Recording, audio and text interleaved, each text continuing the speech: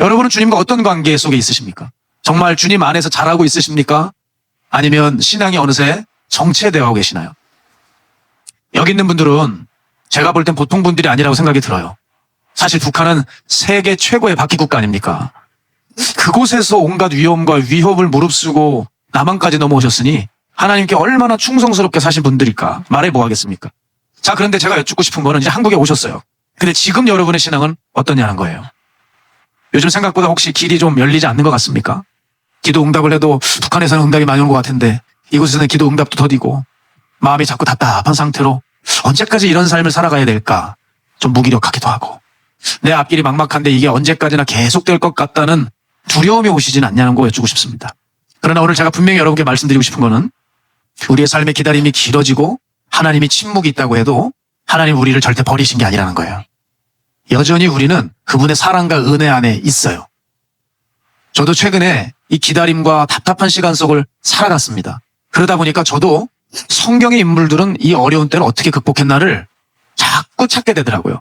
그래서 요셉과 다윗에 대한 묵상이 오랫동안 되었습니다. 여러분 요셉을 생각할 때 제 삶은 위로가 되었어요. 여러분 요셉을 생각해 보세요. 요셉처럼 그렇게 오래 기다리고 파란만장한 인생이 있습니까? 그 꿈 한 번 꾼 거 얘기 한 번 잘못했다가 이 인류 최초의 인신매매 사건의 주인공부터 시작해서 팔려가서 그래도 열심히 일한 결과가 성폭행 미수범 누명을 쓰게 되고 감옥살이를 하고 그 감옥살이가 자그마치 여러분 짧지도 않아요. 13년입니다. 그 13년 동안 그러고 살았어요. 다윗은 어떻습니까? 사무엘이 와서 기름을 부었는데 여러분 무슨 세상에 그런 기름이 어디 있어요? 그 기름을 붓자마자부터 어려워지기 시작해요. 아니 한 나라의 왕이 자기를 죽이려고 쫓아다니는데 국가 지명 수배자로 10년을 도망다녀요. 여러분 10년. 얼마나 살해 위험 가운데 두려웠겠어요.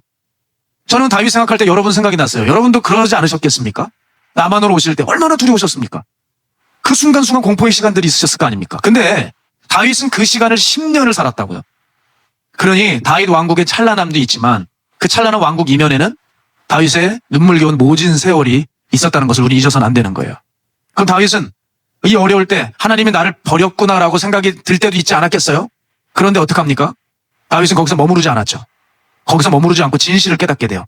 이 하나님의 침묵과 어려움 속에서도 하나님이 나와 함께 하신다는 것을, 그리고 결국 이 수렁에서 나를 건지실 것은 하나님 한 분밖에 없다는 것을 그의 시편에 기록하기 시작했고 시편에 엄청 그런 내용이 많아요.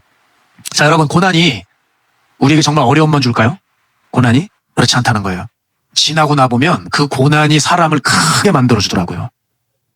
그리고 그 하나님의 기나긴 침묵 속에서 하나님은 사람에게 꼭 하시는 일이 있어요. 대표적인 두 가지인데 그 사람을 겸손하게 만들어줘요. 여러분 우리는 얼마나 자기 생각이 많고 강한지 몰라요. 주의 일을 하면서도 자기 생각이 많거든요. 그런데 그 고통 속에서 자기 생각을 꺾게 해주시고 하나님을 의지할 수 있는 겸손을 배우게 해주세요. 그리고 두 번째는 인내를 배우게 해주세요. 저도 그런데 내가 하고 싶은 일이 생기면 되게 조급해져요.